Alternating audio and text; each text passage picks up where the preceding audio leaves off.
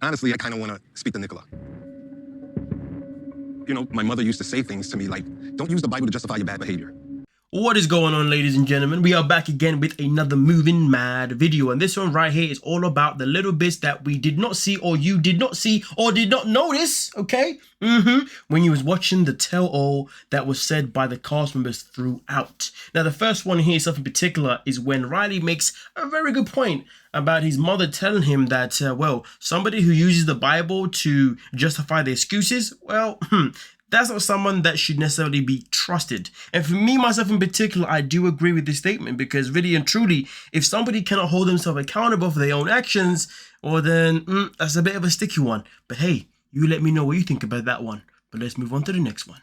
That Gino is the scum of the earth, but I now think Gino needs to be protected at all costs. Jasmine is a horrible human. She is the poster child for a toxic partner. I don't even want to be in the same room, so I'm glad that we're not going to be in the same room as her. Hi, everyone. Oh. I made it to America, bitches. Oh, Lord have mercy. This one is for the ages. For the arrival of Jasmine. When nobody was expecting to turn up, Statler was already saying what she wanted to say about her, you know what I mean? Ready to, you know, have the tell-all and not have to put up with Jasmine's energy being in the room. But then sadly so, Jasmine does appear. And the saddest thing about it is that Jasmine actually expected some sort of like entrance, some sort of reaction where everybody was going to be like, yay! But literally, she came in, hey everyone, and then it was, oh Lord, oh Lord, oh Lord. But really and truly, is anyone surprised by this reaction? I know this is a reaction that I would have. In fact, for me personally, if I was in a room and Jasmine walked in, I would be walking out. But hey, you guys let me know exactly how you would be feeling. But with that being said, let's move on.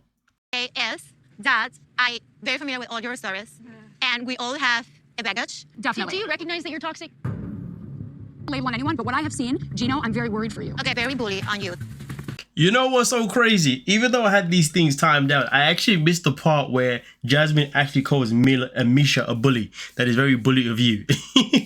When the ultimate bully calls somebody else a bully, that is hilarious. I mean, listen, Jasmine tried to, you know, iron things out by saying that we all have baggage, so let's not judge. But at the same time, though, people are concerned and worried about Gino. This is real, and I feel like Jasmine needs to pay attention to this, because really and truly, if you just come into America and you've already got two Americans saying that they're concerned about Gino's pretty much health and safety, just imagine what other people around you in America are going to think when they see the way you behave with Gino. I mean, that's another good question though, because we know they're back for another freaking season. The question is Jasmine still going to behave the way she behaves in America? That is the question, because we've seen her do the outburst, we've seen her scream. Now, predominantly, I would say it probably happened indoors, but sometimes it's also happened at resorts. It'd be interesting to see if she's going to do this, like, around the American streets or anything like that. So I am interested, because now she's out of her comfort zone. Will she feel comfortable still being the brat that we've known her to be? But either way, though, Statler was right. You are very toxic. And if anything, you are the bully, not Misha. But let's get into it. Why do you still have the video saved? I'm gonna delete it. It's not gonna make you happy. Can you delete? I'm gonna delete it. You only save the video if you're probably planning to watch it again. I'm not gonna feel bad about something that it's part of my past. I have to find it and delete it. Okay. As somebody who's been with like a narcissistic abuser, I know that type of behavior, and that's it. And you're not making it easier for me, okay? I'm just gonna be myself, so deal with it.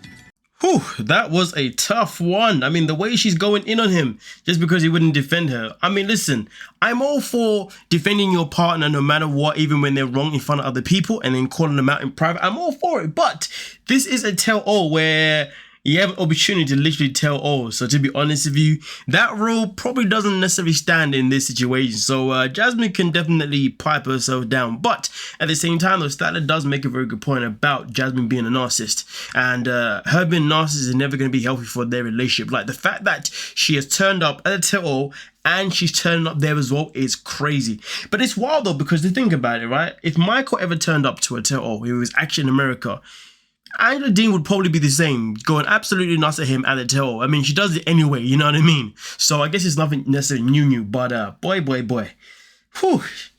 It's just wild. I do like the fact that they do show us these little clips that happen, obviously, when they're offset or whatever they're doing, you know what I mean? Because obviously we get another insight in terms of their characters, and the fact that how they do behave sometimes really is how they behave on the show, because you will notice that you got people who on the show, they'll behave a certain type of way, but then at the tell-all, they'll have a completely different character. You're thinking, so is this who you really are? You know what I mean? But then there's some people, how they are on the show is also how they are at the tell-all. And clearly Jasmine, this is how she is. So there's never going to be any excuses for her behavior. It can never be blamed on the network because, goddamn, the woman is hard work. For me personally, I just couldn't listen to her voice all day.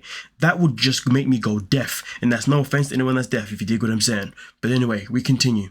So excited. He's going to be like this. Oh, Misha, I love you, Misha. Oh. That's exactly what's going to happen. That's it. That's the truth. I'm not gonna lie to you. For me personally, this is the highlight of the show, man. The impression that Riley does is too much for me. Oh. And this is in relation to when Misha finally loses. When Nicola finally loses his virginity. You know what I mean? And to be honest with you, this is how I can probably see him behaving. Yeah, this shit's right here. That shit is hella funny. So yeah, I just gotta put this in the video because it's hella funny. But anyway, we could do you. Catholic, but like I agreed a lot with what Nicola said, like pretty much everything. You know what I mean about like God being above everything in the house and then the man and the wife. You know, like I agree with that, and I feel like. Now, listening to Amanda speak at this moment in time, it tells me a lot about what her relationship was like with her husband.